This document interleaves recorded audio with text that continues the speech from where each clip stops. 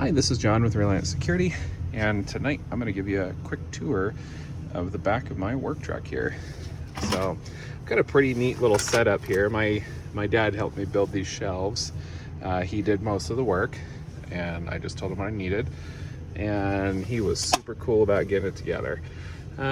So really neat thing, I didn't know that I would actually be able to hang these on here, but that worked out pretty cool. So we got our drills set up here.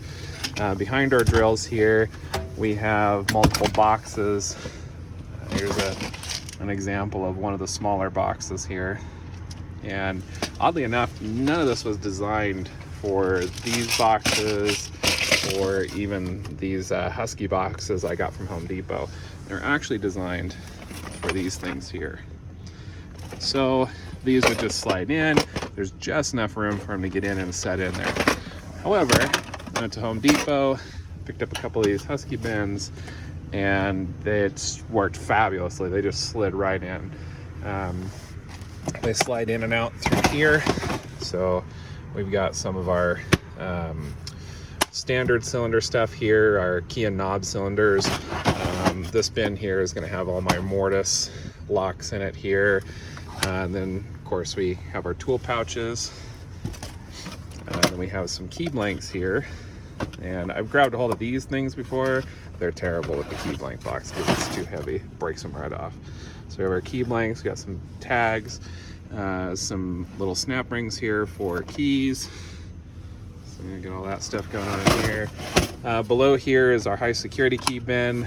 Any blanks or anything I have for certain of the high security locks that I can carry on the truck, we put those there. Other high security stuff that is too sensitive to be carried in the field is stuck in the garage and left there. Down here we just have, I just emptied this out. This is my waste key bin and pins. Here's some extra key tags, random strike plate going on there. We have some key embossers here.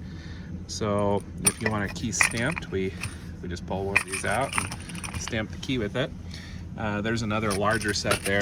Underneath here I have some latch plates, some strike plates back in there, some different things that we use out in the field. So if a customer needs a deadbolt replaced, I've got some spare pieces in there. Maybe the rest of the lock is fine, maybe the deadbolt or the latch itself is just broken, we just replace those. In the middle here I just have miscellaneous tools. Of course, can never use enough paper towels. We have some air wedges here for whatever we need those for. I have some spare pins in this box here, and then this one here has some automotive keys, so I can program those, and that's pretty cool. We have some an extra parts bag here, or just some parts from a customer who needs a lock repaired, so I'll be ordering parts for those. Moving along over here, here's our book here. We get a lot of stuff from one of our suppliers, but more importantly I can take a look and see, like, oh, you have this key here, here's the keyway, here's the key blank, part number right here. I can order straight from the supplier.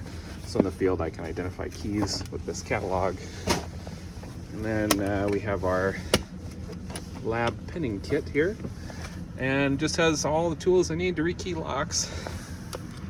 Some pinning tweezers here in case it's too cold and fingers aren't operating very well.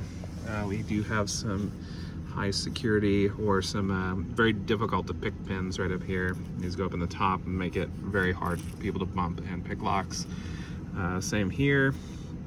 We just have a bunch of really cool things in that kit there. Up in the front of this rack system here, which is too dark to take you up there, but up in the front there is where we carry wire, larger kits for, say, prepping doors and things like that. Anything that's too big here. This is pretty cool. Our ladder sits right up here, and to keep it from moving forward and beating me in the head, we got a little rope that shows out here. So we just upgraded these LED light kits here, which is pretty sweet. Work out in the dark a lot better with this. As you can see, it's pretty well daylight here. I have our rubbish bin right down over here.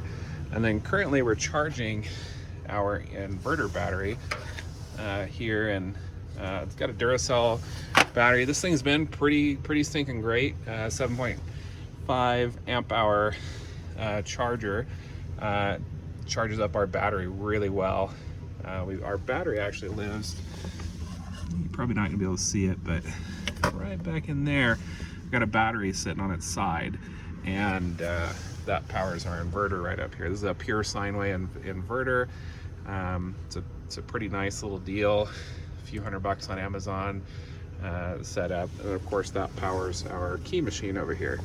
So I'm not gonna be able to power it up right now, but key machine gets up and running, works out pretty swell. Just added this thing on here tonight. It's a little door off of a power supply from Securetron. I just cut that thing off and stuck it under here. It's going to catch all these brass shavings, keep them out of this carpet, which has been kind of a nuisance.